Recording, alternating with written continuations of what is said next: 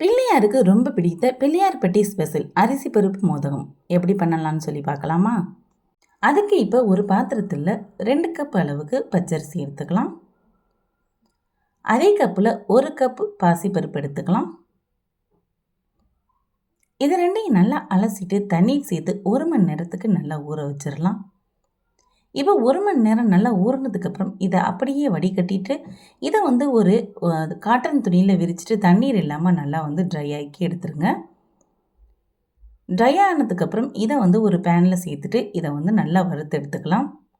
தண்ணியோடு சேர்த்திங்கன்னா ரொம்ப நேரம் எடுக்கும். தண்ணீர் இல்லாமல் சேர்த்தோம் அப்படின்னா கொஞ்சம் நேரத்துலேயே நமக்கு வறுபட்டுரும். பொன்னிறமாக ஆகிற அளவுக்கு வறுத்துக்கலாம், ரொம்ப கருக விட்டுறக்கூடாது. இப்போ வறுத்தது நல்லா ஆறினதுக்கப்புறம் அதை ஒரு மிக்ஸி ஜாரில் சேர்த்துட்டு ஒரு 6 ஏலக்காய் சேர்த்துட்டு நல்லா ஒரு குருணை பதத்துக்கு குறப்பாக அரைச்சிட்டு எடுத்துக்கலாம். இப்போ அதை ஒரு பாத்திரத்தில் சேர்த்துட்டு 1.5 கப் அளவுக்கு நாட்டு சர்க்கரை சேர்த்துக்கலாம். நாட்டு சர்க்கரை இல்லைன்னா வெல்லத்தை இடிச்சிட்டு அதை தண்ணீர் சேர்த்து நல்லா கரைச்சிட்டு அதை வடிகட்டிட்டு கூட சேர்த்துக்கோங்க.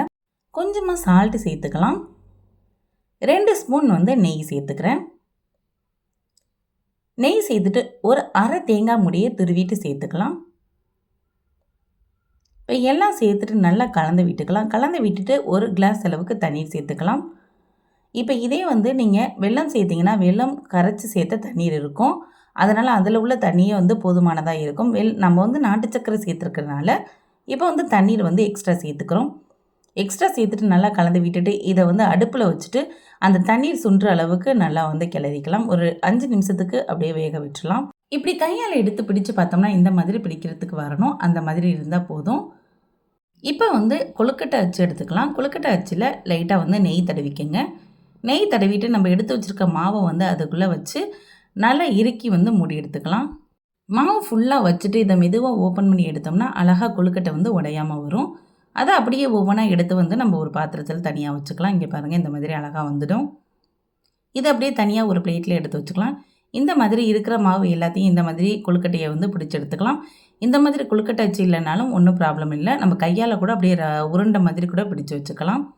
இப்போ ஒரு இட்லி பாத்திரத்தை சூடு பண்ணிக்கிறேன். அது மேலே நம்ம பிடிச்சி வச்சுருக்க கொழுக்கட்டை எல்லாத்தையும் அது மேலே வச்சிடலாம்.